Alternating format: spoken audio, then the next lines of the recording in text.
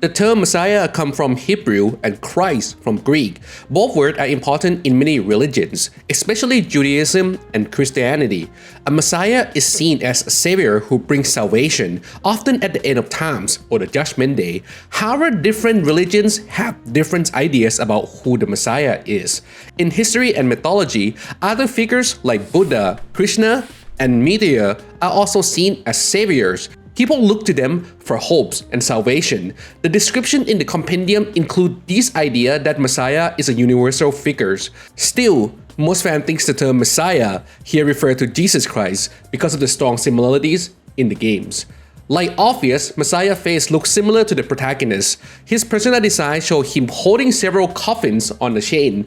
These coffins are likely the same one that form the cave of Thanatos. This connection makes sense since both Orpheus and Thanatos are needed to fuse Messiah. Some fans have a theory about the number of coffins on Thanatos' cave and Messiah's chain. They think it might symbolize something important, like the 8 members of Cease, excluding the protagonist and Shinjiro.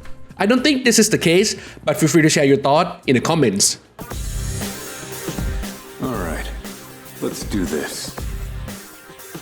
Orpheus Telos isn't a new character, it's simply Orpheus in a different state. I've already shared Orpheus' story in another video, so we won't go over it again here.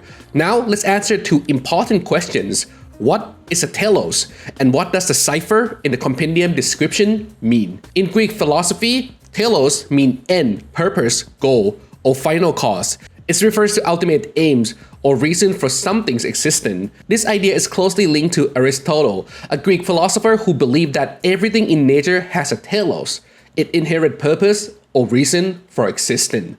The compendium description of Orpheus Telos read, by bonding with many people, Orpheus was once again born from the sea of the soul. He has awakened to the power of cipher, which hold endless possibilities.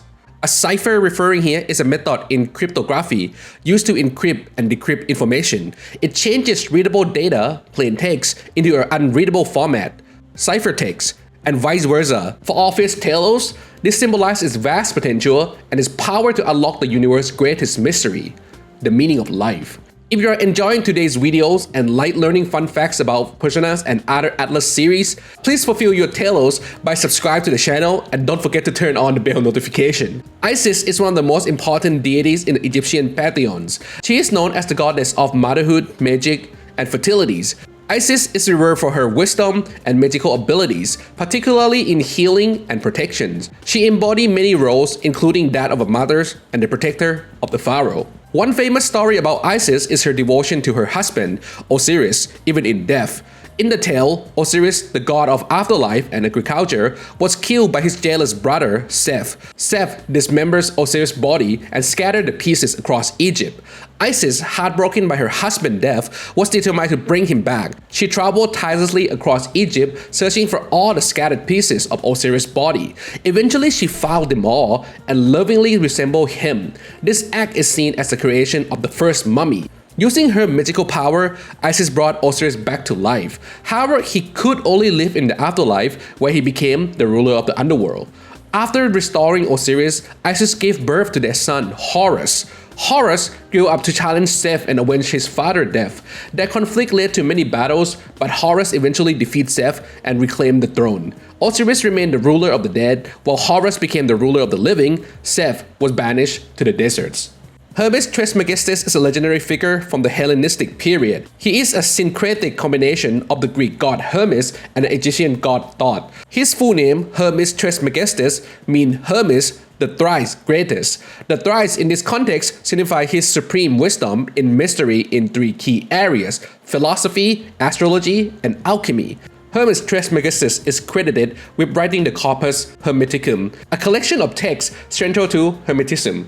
This writing focused on self-knowledge and spiritual growth, teaching that understanding oneself led to divine wisdom. The famous Hermetic principle, as above, so below, expressed the idea that the universe and human experience are deeply connected. The teaching of Hermes Trismegistus greatly influenced Western history. His ideas play a key role in the Renaissance revival of classic knowledge and the growth of modern science. Thinkers like Copernicus, Newton, and Bacon drew inspiration from Hermetic's principle, which blended ancient wisdom with emerging scientific ideas. Gaius Julius Caesar was a Roman general and politician.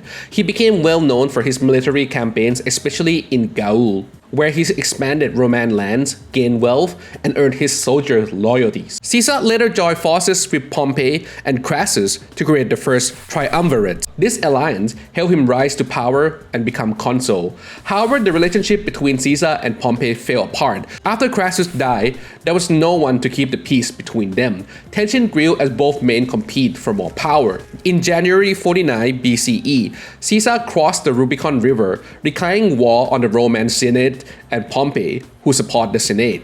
The war began with battles across Italy and beyond. Caesar's skill as general and the loyalty of his troops helped him win quick victories at the start. In 48 BCE, Caesar faced a setback at Battle of Dyrrhachium due to poor siege tactics. Despite this, he retreated strategically and avoided disaster. Later that year, the decisive battles of Pesilius took place in Thessalia. Although outnumbered, Caesar used superior tactics and relies on his experienced soldiers to win the stunning victory. Pompey's army was poorly led and lacked unities, leading to their defeat. Following this defeat, Pompey fled to Egypt, where he was later assassinated. 4 years later, Caesar was declared dictator for life. This alarmed the Senate, who feared he would end the republic. A group of senators then plot to kill him. On March 15, 44 BCE, they stabbed him 23 times during a Senate meetings.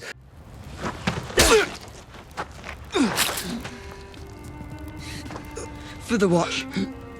After Caesar's death, Rome fell into chaos and civil wars. These conflicts eventually ended with the rise of Caesar's adopted heir, Octavian.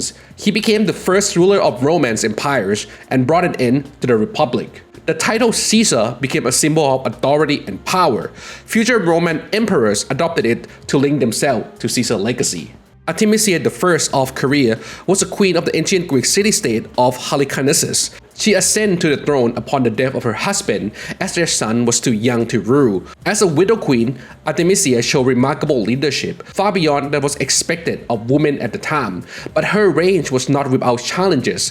In a male-dominant society, she had to earn both powers and respect from her people and the neighboring states. Despite these obstacles, she's proved to be capable and wise leaders. She's also excellent in diplomacy. She kept a level of independence while staying aligned with the power of the Persian Empire. Artemisia is famous for her strategic and courageous role during the Greco-Persian War, particularly in the Battle of Salamis in 480 BCE. She is the only woman serving as the military commander under King Xerxes I of Persia. She led a fleet of 5 ships. Though Caria was a vassal state of Persian Empire, its participation in the war was not required. However, Artemisia chose to fight, showing loyalties to Xerxes and proving her courage and tactical skill. The Greek historian Herodotus wrote that she gave Xerxes the best advice before the Battle of Salamis. While other advisors urged a direct attack, she suggests a naval blockade to weaken the Greeks. However, Xerxes ignored her advice, which led to his defeat at Salamis. Artemis was famous for her action during the Battle of Salamis. When she faced a dire situation when pursued by the Athenian ship, she executed a daring maneuver by ramming a friendly Persian ship, causing the Athenian to believe she was on their side and cease the pursuit. This maneuver was not only saved her life, but also led Xerxes, who was observing the battle from afar, to remark, "My men have become women's, and my women's men's," believing she was fighting valiantly against the Greek. Juno was an ancient Roman goddess. She protected the state and acted as a special advisor. In Greek mythology, her counterpart was Hera, the queen of the god and goddess of love and marriage. Juno was kind, but also vengeful. She often punished women who had an affair with her husband, Jupiter, known as Zeus in the Greek mythology. One such story is about Io. Juno imprisoned Io after discovering her affair with Jupiter.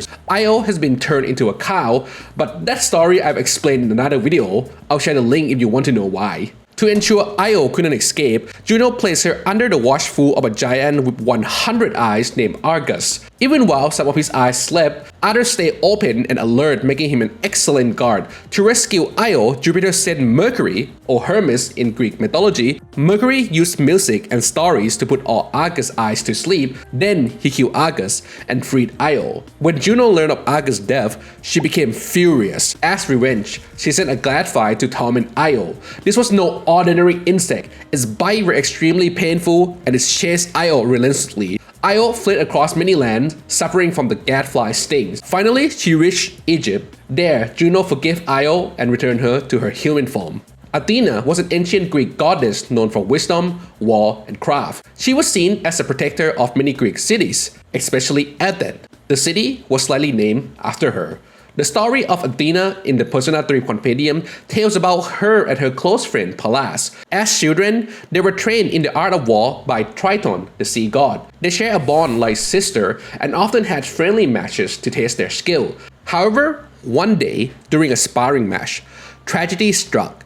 Zeus, Athena's father, tried to help Athena win by distracting Pallas with his shield, called the Aegis. Because of this distraction, Pallas was accidentally impaled by Athena's spear and died. Athena was heartbroken by the loss of her friends. To honor Pallas, she created a wooden statue of her called the Palladium. She also took on the name Pallas, becoming known as Pallas Athena. This was a tribute to their friendship and her deep sorrow over the accident. This story is similar to Aegis, who inherit the protagonist's wildcard abilities, and more importantly, learn how to live. Kala-Nemi is an Ashura or demigod from Hindu mythology. The compendium describes him as a Hindu goddess whose name means age of the wheel of time. The wheel in this case refers to the wheel of life, or samsara, the cycle of death and rebirth. There are 6 realms in samsara. The upper 3, god, demigod, and humans, involve more happiness. In contrast, the lower 3, animal, hungry spirits, and hell, involve more suffering. Kala-Nemi's names reflect his role in the mythology. Kala means times, reflecting his association with the transition from days to night and the unstoppable passage of times. Nemi means age of the wheel, likely referring to the outer rim of Sansara. This connects to the idea of Kala-Nemi countless rebirth cycles, implying that he's constantly moved between realms and changed states.